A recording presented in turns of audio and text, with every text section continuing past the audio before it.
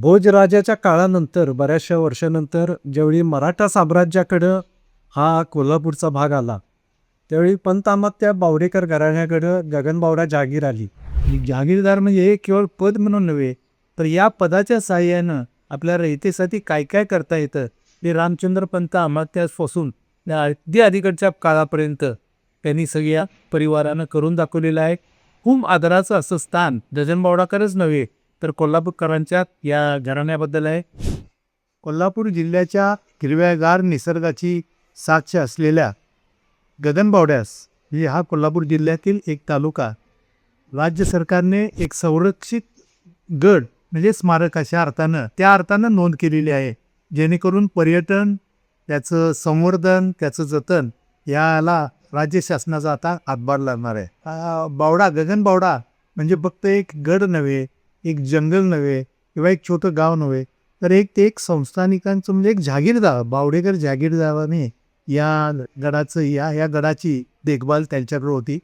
तर या बावडेकर जागीरदारीचे त्याचे पुरंदरपंत अमात्य हुकमत पनाह यांच्यापासून ही आत्तापर्यंतची ही जवळजवळ 13वी पिढी आता आहे.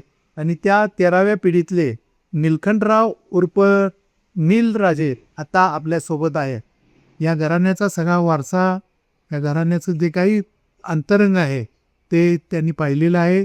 या घराण्यातलाच एक आता आपल्याला म्हणजे त्या वारसाचाच एक घटक या निमित्तानं आपल्याला संभाषण करण्यासाठी किंवा संवाद करण्यासाठी लाभलेलं आहे. जागीरदार म्हणजे हे केवळ पद म्हणून नव्हे, तर या पदाच्या साहाय्यानं आपल्या रयतेसाठी काय काय करता येतं ते रामचंद्र पंत अमात्यापासून अगदी अलीकडच्या काळापर्यंत त्यांनी सगळ्या परिवारानं करून दाखवलेलं आहे. खूप आदराचं असं स्थान गगनबावडाकरच नव्हे तर कोल्हापूरकरांच्या या घराण्याबद्दल आहे. अलीकडच्या काळात या घराण्याची झालेली ओळख म्हणजे माईसाहेब बावडेकर शाळा, म्हणजे याच घराण्यातील माईसाहेब बावडेकरांनी अगदी म्हणजे म्हणायला हरकत नाही, कोल्हापूर जिल्ह्यातलीच नव्हे तर महाराष्ट्रातली एक वेगळी अशी आदर्श बालवाडी त्यांनी निर्माण केली.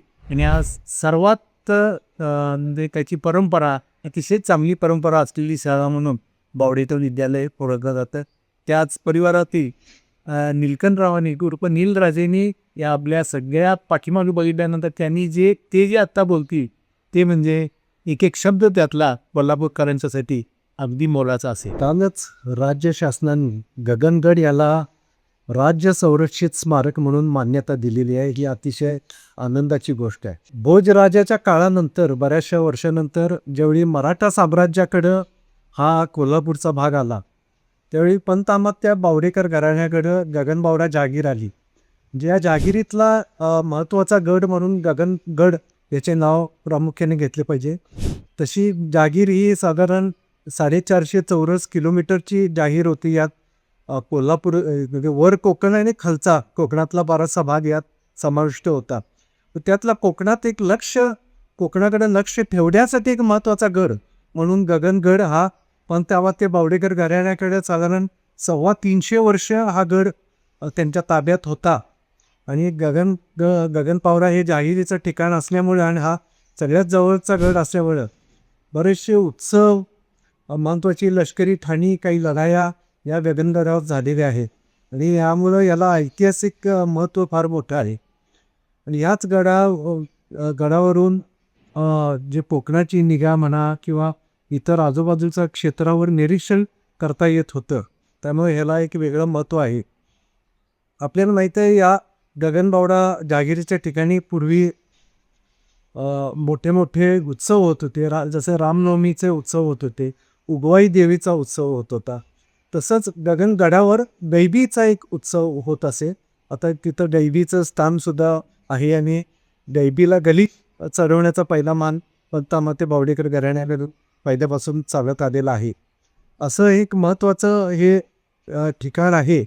आणि एक महत्त्वाची गोष्ट म्हणजे ज्या रामचंद्र पंत अमात्यांनी ही जागीर निर्माण केली का पहिले जागीरदार होते, तर त्यांचं सुद्धा पन्हाळ्याचं जे समाधी स्थान आहे हे राज्य संरक्षित स्मारक यापूर्वीच महाराष्ट्र राज्य शासनाने जाहीर केलेलं आहे. आणि त्याबरोबरच आता हा गगनगड जाहीर होतोय, हा अतिशय चांगली आणि आनंदाची गोष्ट आहे. आणि ह्यामुळं आता ते राज्य संरक्षित स्मारक झाल्यामुळं याची यापुढे जपणूक आणि निगा राखण्यास मदत होईल असा निश्चित मला विश्वास वाटतो.